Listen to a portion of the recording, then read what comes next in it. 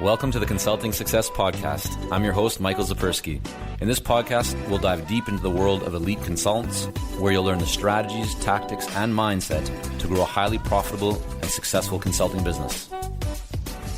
Hi there, and welcome back to another episode of the Consulting Success Podcast. Joining Michael on the show today is Cathy Gillespie, who helps companies by advising and designing learning experiences from start to finish. She works closely with clients to understand their needs on a wide variety of learning-related projects. Her team consists of 6 full-time employees and a network of skilled contractors. But before we dive into today's episode, are you ready to grow and take your consulting business to the next level? Many of the clients we work with started as podcast listeners just like you. And a consistent theme they have shared with us is they had wished they had reached out sooner about our Clarity coaching program rather than waiting for that perfect time. If you're interested in learning more about how we help consultants just like you, we are offering a free, no-pressure growth session call. Where on the call, we will dive deep into your goals, challenges, and situation and outline a plan that is tailor-made just for you. We will also help you identify where you may be making costly and time-consuming mistakes to ensure you're benefiting from proven methods and strategies to grow your consulting business. Don't wait years to find clarity. If you're committed and serious about reaching a new level of success in your consulting business, go ahead and schedule your free growth session call today. Just visit consultingsuccess.com/grow to book your free call today. Okay, so now let me tell you a little bit more about what you're going to learn listening to today's episode with Cathy. First is how to utilize mentors to elevate and expand your consulting business, how to cultivate a thriving referral system from your existing customer base, how to utilize an independent accreditation as your secret weapon for securing new clients, how to strategically remove yourself from your own company, how to be bold enough to prioritize long-term triumphs over short-term gains, even when it's a tough pill to swallow, plus so much more. Here to share with you her story and insights is Cathy Gillespie. Enjoy.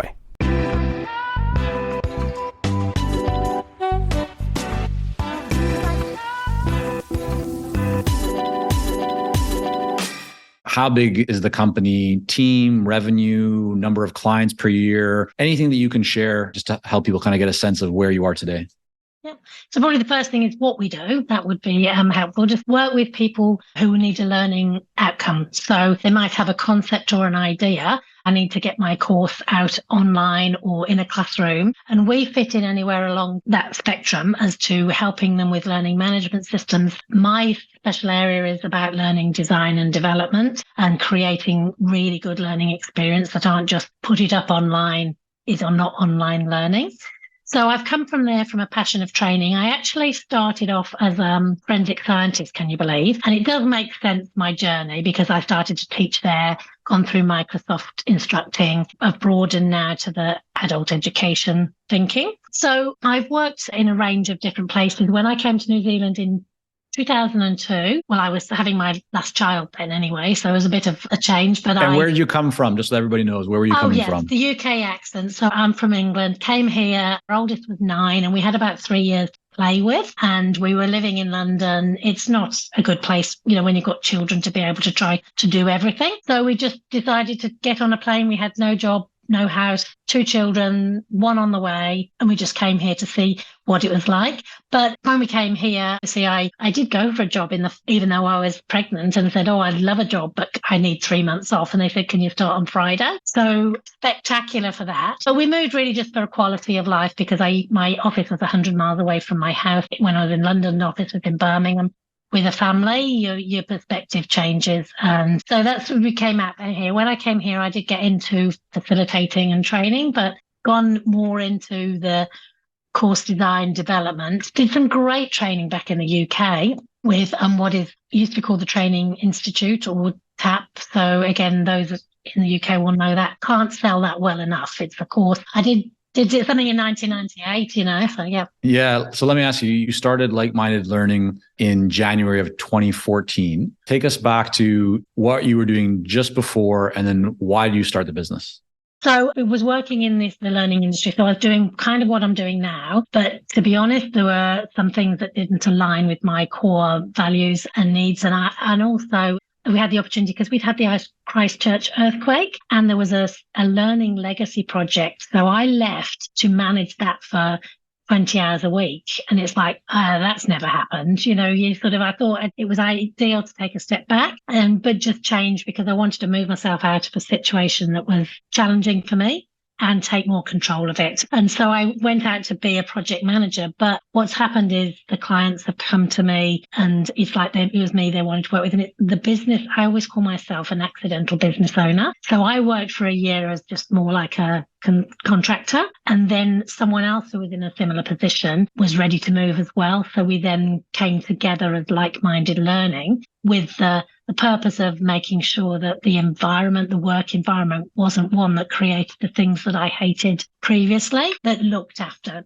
people. So it came together to do what we loved, but do it in a way that we liked. So I'd done it for sort of a year from 2014 before my business partner joined me. And what he brought was another angle to the business. So I'm not technical. So he's brought the technical expertise combined with my educational expertise. So I want to get into kind of the structure with your partner and maybe some learnings or experiences on that. Before we do that, I just want to rewind and take us back to question of kind of size, scope of the business today. How many people were clients? Anything you can kind of share just to help us get a sense of where you are today. So we're only full-time employees. We have a bank of contractors because of our work being project work goes up and down. So we sit at 6 at the moment. We've sat between 6 and 8. We have some strategic plans to be increasing that, like doubling that over the next few years. But neither of us are looking, as I say, to be some big global take over the world. We're enjoying what we do and we realize that with growth that comes different responsibilities. And I have to recognize because my business partner is very different to me in terms of introvert, extrovert, risk taker, not. I have to respect that. So one of the biggest lessons I've learned over the time, we've been together for sort of nearly 9 years now, is learning how to work with somebody who's very different to me and giving them space and time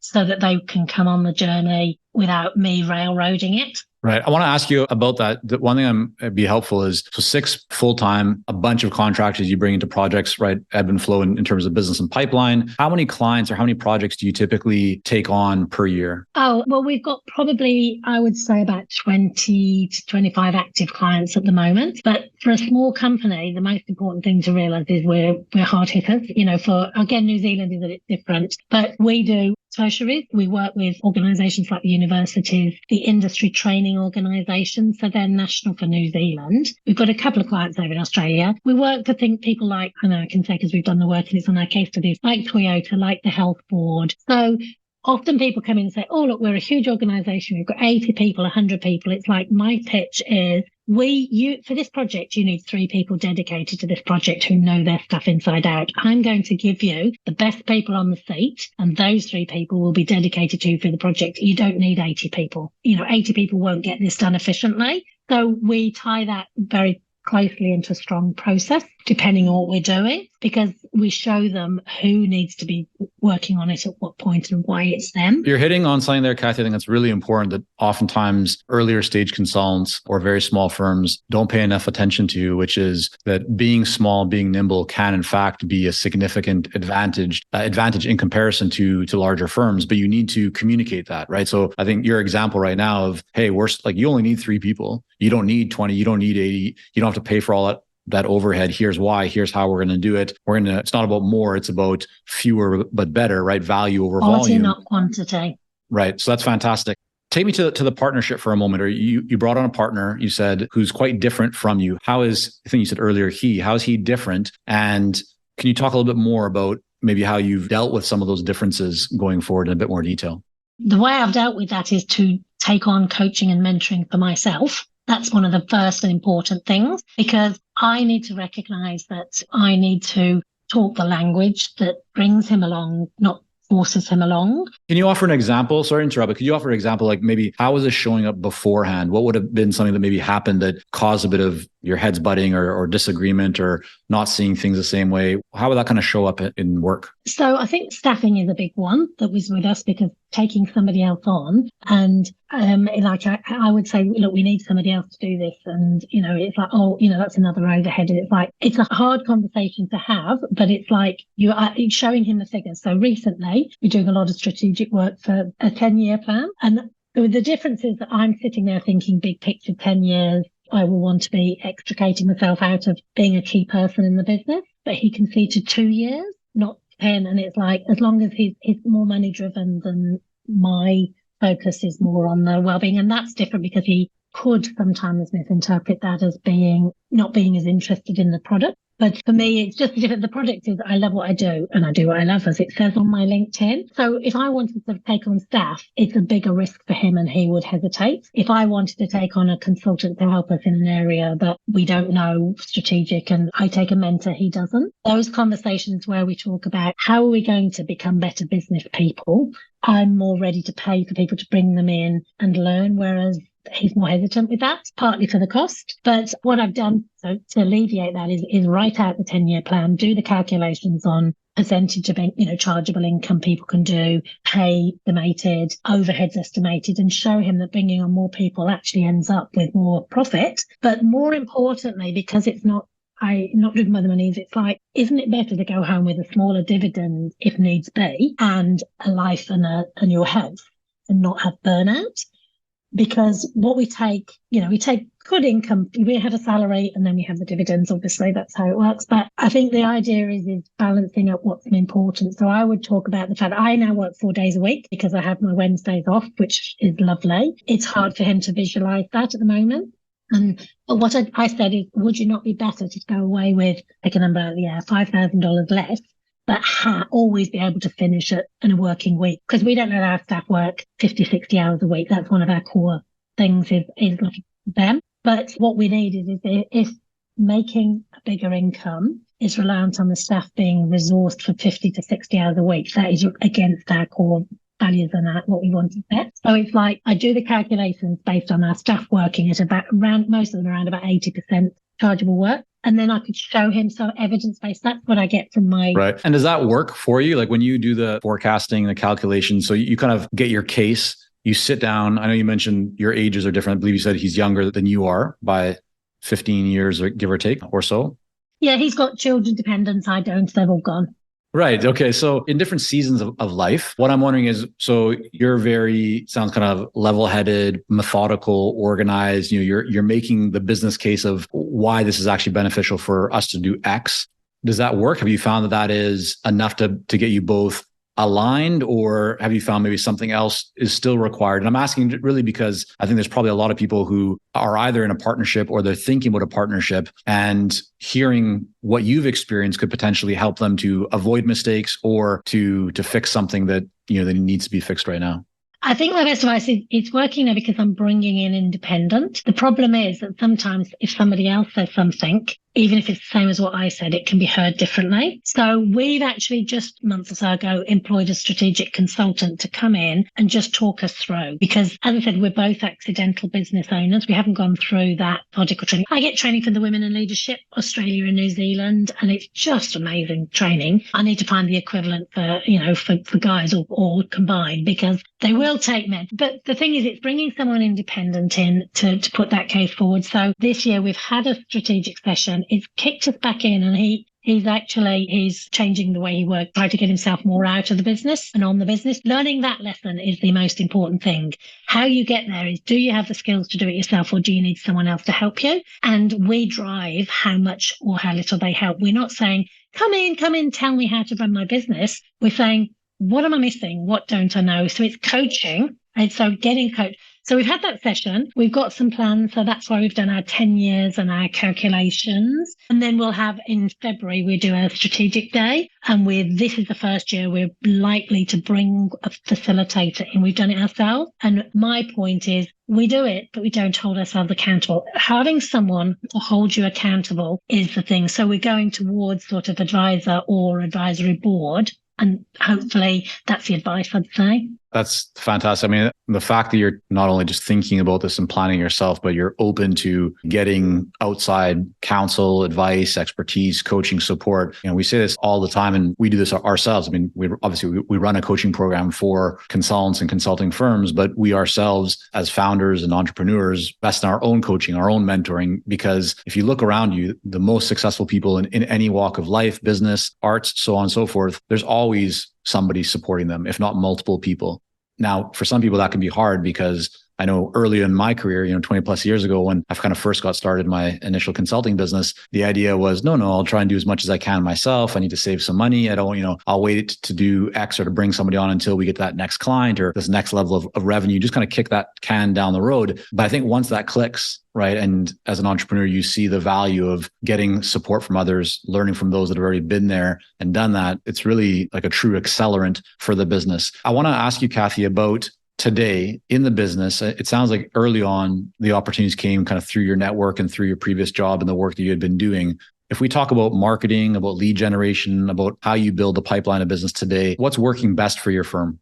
To be perfectly honest, we've been word of mouth for nearly all of that time. We don't have a marketing person, but it's on our plan for our org chart to be going the next year to look at marketing, business development, sales, a product owner, that sort of a role. Because what we recognize is if we do want to grow, we have to grow the different arms of our business, and we're just been delivering what we're good at, and we're not being visionary about what other revenue streams we could do. So we're looking to increase that resource because we've mostly been word of mouth. Again, remember the company set up because of our reputations, which is great. But that makes the company dependent on us as key personnel. So that's what we're doing. So we'll be looking for a general manager, in a few years' time to make sure that we can sit back and be owners, directors, maybe on the board. So we put in learning management systems, and we have a relationship with a learning management system called Cultivate, which is based on Moodle. And you said Noodle? Moodle, Moodle. Oh, Moodle. No, I don't know Moodle. Yeah. I thought you said Noodle. No, Noodle sounds good. Yeah, it does. Sounds like a bit of a mess, though, doesn't it? Squiggles. Just a learning platform for us. So you have some partnerships in place from those that could refer you business. So the two things there is, one, we get a passive income for the people that we have. We get a little cut of that. But the most important thing is that they're looking at us as a company and saying, why are these people moving from this vendor to this vendor? Oh, it's because their service is better. It's because they look after their people. So the core things that we're trying to do to make a difference, the actual things that are bringing in the business. So now that company, if we're in the South Island, most of the time will recommend us if they get an inquiry through their website. So we do LinkedIn as well, but not much, not very well. Hey, it's Michael here, and we'll be right back to the podcast. But first, are you ready to grow, scale, and take your consulting business and marketing to the next level? If so, our Clarity coaching program may be a great fit for you. You'll work with our experienced team to set up a strategic plan for your business and coach you step by step in areas like how to consistently attract more leads, develop a magnetic message that resonates with your ideal clients, strategically package and position your services, earn higher fees, win more proposals, and scale your business. To find out more about Clarity coaching and apply, go to consultingsuccess.com and click on coaching. Okay, so mainly kind of through your network. I mean, hitting on the partnerships is key. We see a lot of consultants doing that as well. When you talk about referrals, it's more common for people to say, referrals in a passive manner, meaning they do good work. People talk about them, make introductions, they get that referral business. But sometimes, and I'd say in many cases, it may not be apparent, but there's something that company does inside of their process, their system, how they deliver work, that actually is a key factor in getting referrals. And I'm wondering, is there anything that you might be doing in terms of asking for referrals, in terms of just your onboarding, your offboarding, events, anything at all that you might be doing that you feel it's not only about doing good work, that's a given, but there's something else that we do as part of our process that actually probably helps us to generate referrals. Does that exist or not really? Well, obviously, we're networking and so, meeting people there. That's very productive, because we did have a client recently who was interested to talk to us. We've never quite got over the line with them, but they've referred us to another person and they haven't even worked with us. But they said, oh, you need to go and talk to them. So in that communication and the way we're working with a client, encouraging them or showing them that we care about them as a business before we do about the income and the product. But B Corp certified, again, I'm not sure how many people know about that. It's a recognizing that doing business for good. So we've been accredited for that. And accreditation, and this is how we sell ourselves when we do a proposal, is it's not what we do, it's how we do it. And so what we encourage people is just saying, look, if you want to check us, we've got an independent accreditation that says we look after our clients, we make sure they're right, we look after our workers, we look after the community. So we take part in the community and use some of our profits for that. We look after the environment as best we can. We're not a product with service, but there are still things we can do. And then we have open and transparent governance. So what we have is an independent accreditation that these guys are actually doing what they say they're doing. They're not just a marketing byline. And so having that independent, because people will look at the B Corp directory for another B Corp company. And obviously I'm on the committee, for the local thing. So I'm meeting local businesses, selling from the point of view of we're actually ethical, work with integrity. And nowadays you'll find that people are rating that a lot higher. But what you say, have you heard all this thing about greenwashing? It's fine to say you've got a tick for this, but going through the B Corp accreditation process is not easy, but it's so worth it. And I want it to not be easy because it's really valid. If you get it, you know that you're doing the right thing. And what happened, I think, just to get on that track is we were doing it anyway. And then I went to a presentation and said, this is our framework. And this framework can be used for me to do what I want to do better. And it's what I always say, the foundation's right. I think, I use this analogy. It's like we water the plant. We don't do anything to the flowers to make them come out. So what we're doing is we're getting our foundations of how we work and what we do and processes all in place. And then the work comes. It's not active to go at the moment. We're not actively chasing the work, although we do have that in the plan to do more of that. I'm wondering what percentage of your time right now, Cathy, is spent actually delivering work, being directly involved in the client engagements as opposed to business development and I know you said not really marketing, but let's say networking. So what percentage is working in the business versus working on the business right now? I can give you the exact percentage if I look that up because we manage it. So theoretically down at the moment, I work only 4 days a week. So I have my Wednesdays to myself. But of the time that I work, I'm meant to do around about 40% for our money calculations. In practice, I'm probably doing more like 30 because I do currently wear a lot of hats, but I'm actually getting rid of them. We're sending some of those hats off to a jumble sale because my business partner is supposed to be about 50% in the business, 50% on, but he's currently not got the hands and he's high. So we look at that as a problem as well, because if he's doing 80% charge, well, that's not a good thing because he's 30% that he should be spending to grow the business. And for me, as things change, I do HR, I do some of the invoicing stuff. We've got plans. Again, probably a good tip and a hint I think that somebody gave to me was write down absolutely everything you do in your business from start to finish. So we have everything, including watering the plants, buying the toilet paper, doing the BD. And then we put who's the director that's in charge of that. And we put who's currently leading it.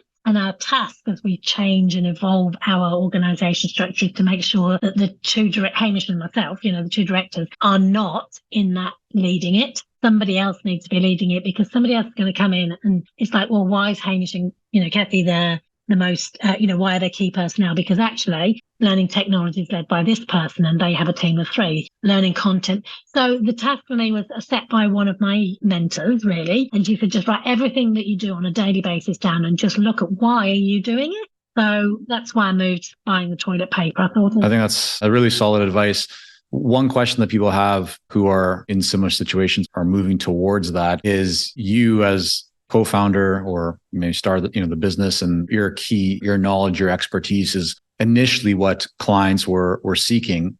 What lessons did you learn or what advice would you have for somebody who wants to shift out of doing all the delivery and bringing on others that can actually start to do the work? I think, remember, it's a long-term vision because training, you could buy somebody in who's got skills, but they're still going to need to learn your way. So if it's about, how did I get to this position? I've morphed into this position or I've chosen to be driven. I've driven myself because what frustrates me is when I'm a year down the line and we still haven't taken on a new person when that person could now have a year of experience. So I think that's the thing. And again, money is a driver. We have the money in the business. It just means that we have to take away less at the end of the day. But if we had started today to build someone up, say, as a help desk analyst, in 6 months' time, 12 months' time, they're going to be operating fully in that role. And then there's less for everyone else to do, or even the middle people. So we have a technology lead and we have down here would be the help desk analyst. But in the middle, there are people. If that help desk analyst can take work off the middle people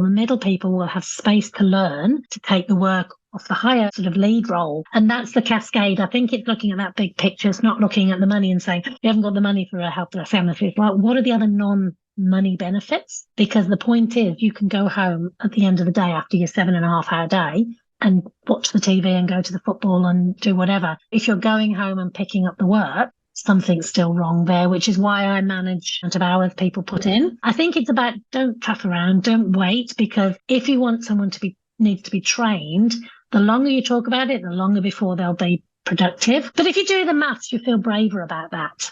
No, I agree. I mean, I think that's very solid advice. I often share with people, the sooner that you start, if there's something that you know is going to benefit you, if it's inside you feel it's what you need to do, most often, right, human nature, our own minds are what hold us back. It's not external factors. It's our own internal kind of mindset. And the sooner that we start, the sooner that we're going to start seeing the results that we want, right, to what you're saying. So I think that's really solid advice. With patience as well, because it's not going to happen overnight. No, exactly. This is not an overnight get rich quick type of business. It's about relationships and internal, external. Usually good things do take time, right? But again, the sooner you begin, the sooner you start to see the benefits of that work. I'm wondering, Cathy, when you kind of think about challenges that you've overcome, challenges, maybe even one challenge recently that you as a business owner, as a company have dealt with, what stands out for you? What's been maybe something that was a big challenge? You had to kind of wrestle with it, but it was a pretty big deal and you ended up overcoming it. It's probably be a bit more general because it's about employing the right people. A small company particularly, there's a big impact on it. And so we've had a reasonable turnover. Employment law, unfortunately, is much more in favour of the employee. And if we're finding that they're not quite filling the role or what have you, but I think it's honesty, openness, transparency, and setting those expectations for people. So we have what we call, in New Zealand, we have a WAF, which makes no sense. A warrant of fitness. It's like an MOT for those in UK. I don't know what you do on your car to check that it's fit for purpose. So I don't do appraisals. Every second month, I meet individually one-on-one with people and say, how's this relationship between like-minded learning and us? And so we actually address, I am very much a fan of Tom Raft. I don't know whether you know him, the well-being. So again, he has 5 areas of health, which is physical, financial, social, community, and something else just off the top of my head. But I ask them questions because it's like, when I say, it's like, are you in the right place for your career? You don't have to be CEO, but are you on a pathway that's working for you, or are you struggling? Because what part of that the like-minded have a responsibility for? Are we not giving you the right project? If you tell me I really want to be a barista, why are you working for a learning company? So I need to be able to help you get to the place you want to be, irrespective of how it means for like-minded. I don't believe in what I call golden handcuffs at all. So, and if I ask them a question financially, are you waking up in the middle of the night worrying about money? Is not a question of like, oh, well, we'll just throw more money and pay you. It's like, it ties in with everything else. But it's like, if you want your 5th Ferrari, then that's not a like-minded problem. If we're not paying you the living wage, then that's our problem. And I need to do something about that. So it's about looking at those 5 areas. And say it's well worth reading Tom Rath's Wellbeing book because it's been my guiding light almost in my own life. I have to be balanced in all of those things to be in a healthy space. So I operate that for my staff appraisal, for want of a better word, but our WAF. So that's been good, but it meant that we're very transparent and we're really open, and, conversations like this isn't suitable for you within the realms of employee law. But I remember the biggest win for me was I had a conversation with somebody who really wasn't working in that space. And it's like, look, you've either got to take it on and decide you're going to get to this milestone, or what's the outcome? And so we had the conversation and she decided to resign. And as she left the meeting when she decided to resign, she said, you're still the best boss I've ever had. We've just talked about it and you've just have no job, but didn't affect the relationship because it was done openly. And that to me is the authenticity of what I want to be doing with my staff is, if you don't want to be here, I don't want you to have to be here. Either I can give you stuff makes you work better and more productively, which is in my interest. If I can't achieve that with my business lens on, then I need to help you to move on so I can put someone in on that stage who does work with us. So again, I hate cloud. I hate non-transparency. I like the honesty. Mm-hmm. Yeah. When you think about your company in total, your team, your systems, your processes, what would you say is your secret sauce? What stands out to you as this is what we do that is different, or this is what contributes or has the biggest impact and connection to our success as a company? Selling ourselves from an ethics. I'm sorry. No, I was going to add one thing, but I didn't mean to interrupt you there. But just in terms of the more specific that you can be. I know sometimes people say like, it's our people. Well, great, right? I mean, a lot of people say that, but I think you said ethics. So I didn't mean to interrupt you. Tell me a little bit more about that. And so to me, it's like selling that as a difference, because I don't care what anybody says. There are a lot of business out there that don't run by ethics. The B Corp mantra is balancing profit and purpose. And that's exactly it. Our purpose is to do business in a good, healthy, ethical, integral way. That's what we do. So in our proposals, we'll put being B Corp really matters to us. And it will often put, this is how we work with you rather than what. So people sometimes they struggle because they're used to working with people who are money driven and profit driven. So when they say, I want this $10,000 job, please, and we come back and say, no, you don't. You need a $3,000 job now. Maybe in 3 years' time, they look and they say, aren't you doing yourself out of business? It's the same with we do capability training. We train internal staff to do what we do.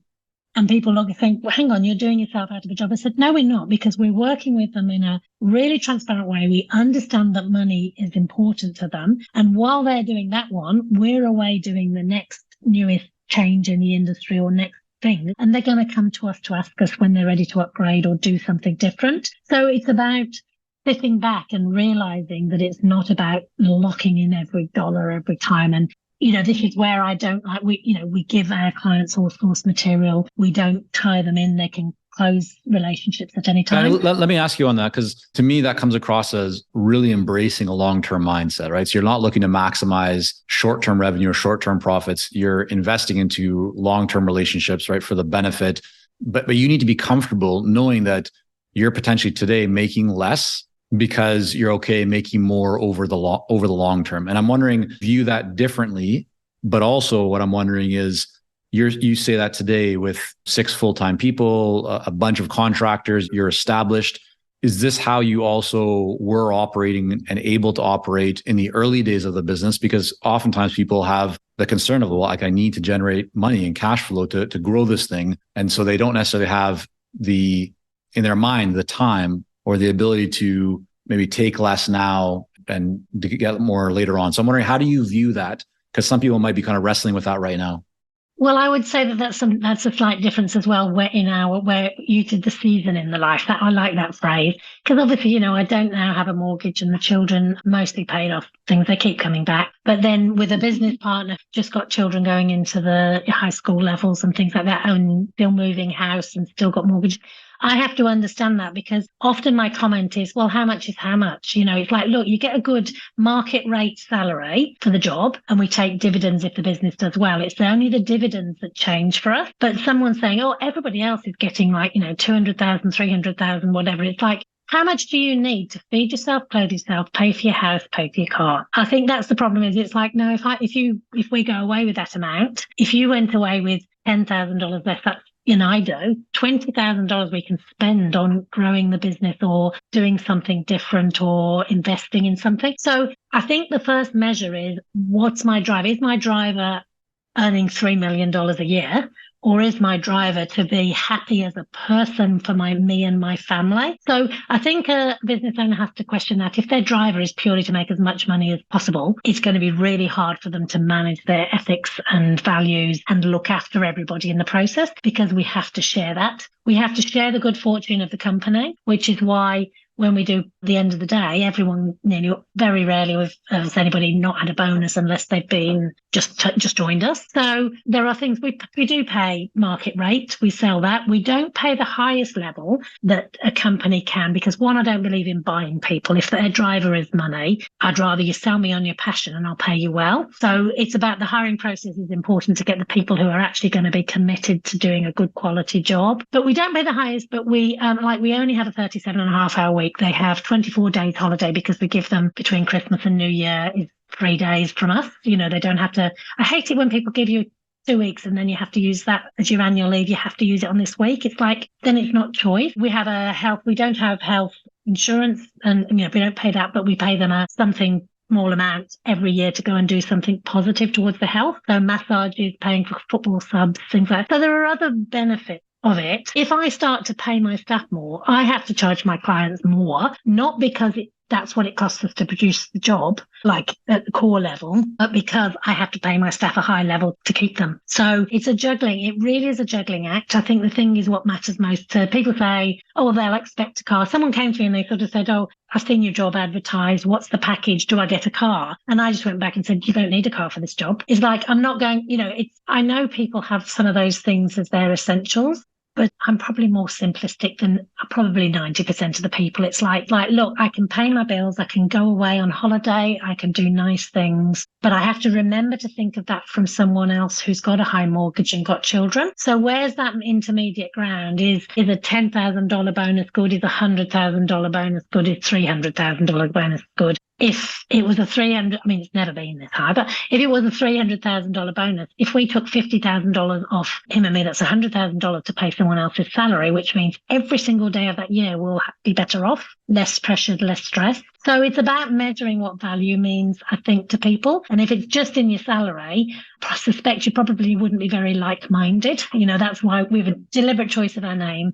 So Cathy, 2 questions before we wrap up. In 1 or 2 sentences, what would you say drives you as a business owner? My responsibility to make sure that the generations coming up don't have the horrible parts of working their way up through a business. I want to make it so that it's a good environment for learning. It's interesting. You spend too long at work to not enjoy the day. So if you're dreading Monday, I want people to not dread Monday. Yeah, there we go. I think that's it, right? I want people not to dread Monday, helping people not to dread Monday. There you go. Cathy, a t-shirt made up like that. Exactly. Yeah, 100%. I want to thank you so much for coming on the podcast and for sharing a bit of your journey, your story. I want to make sure that people can learn more about you, about your company, the work that you all do. Where's the best place for them to go? Well, I would suggest if you connect with us on both LinkedIn, my name and the company name. So Cathy Gillespie, feel free to make a connection. It's like-minded learning. So we post every week with case studies and things that we're doing. That's one way. I'm more than happy for if people connect through that, that's probably the easiest way. And then we can share emails. I don't know what you might want to do, but I love talking to people and I love growing my network. So I just invite anyone to the fat with me about what we've done and how we've done it. We haven't done it all right. We've made mistakes, but I am very happy with where we're at. Okay. Now, Cathy, I have to ask you, is chew the fat, is that a British term or is that a Kiwi term or where does that come from? It's like sitting around the campfire with your bottle of beer, talking rubbish, So that's where we're sort of saying, well, you did it that way. This is my business. Let's just chat about it. Sorry. Yeah. No, I love it. That's all good. No, that's fantastic. I love learning these new things. So thank you so much for coming on, Cathy. We will link all that up in the show notes, but appreciate you coming on. My pleasure. It really was. Thank you.